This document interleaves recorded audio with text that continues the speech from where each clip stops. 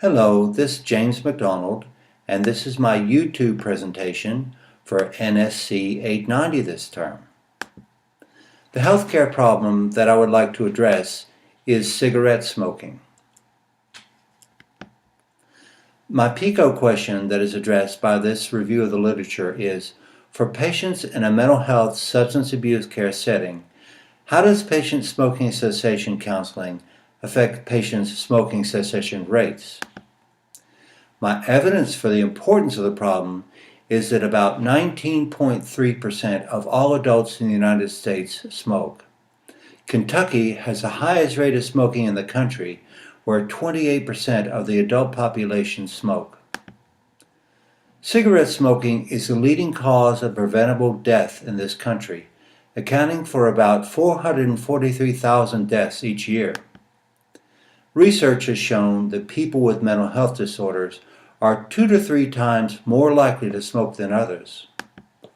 The life expectancy of those with serious mental health disorders is 25 years shorter than others. Many of these premature deaths are due to smoking.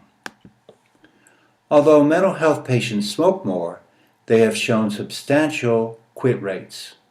Smokers with mental health problems respond to the same smoking cessation treatments as everyone else. 3 types of studies were reviewed to help answer this PICO question: randomized controlled trials, quasi-experimental design, and qualitative design. 2 of the RCT studies were of mental health patients.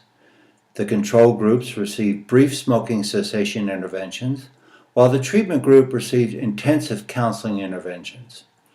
The trans-theoretical model of behavioral change was utilized in both of these studies. A third RCT utilized inpatients in a general hospital setting.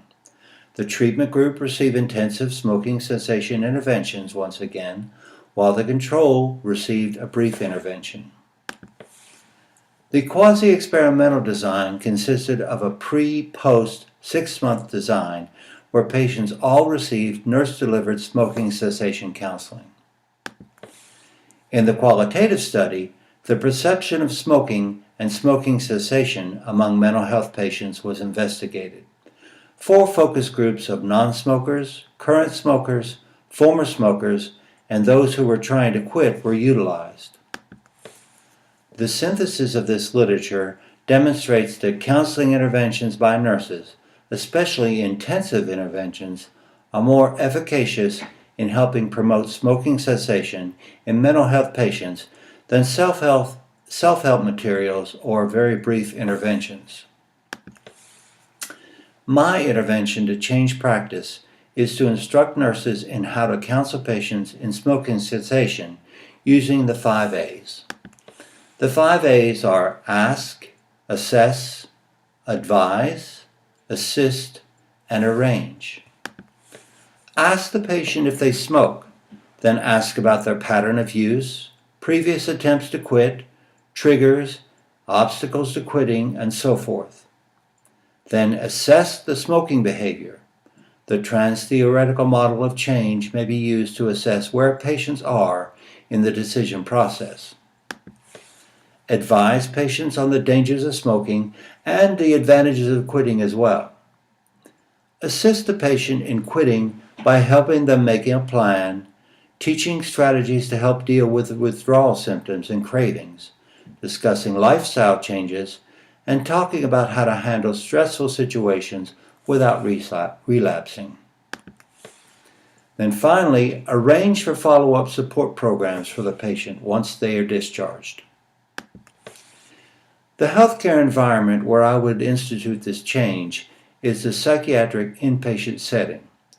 Patients must abstain from tobacco while they are in the hospital, so this would be an ideal time to approach them about quitting. Thank you very much.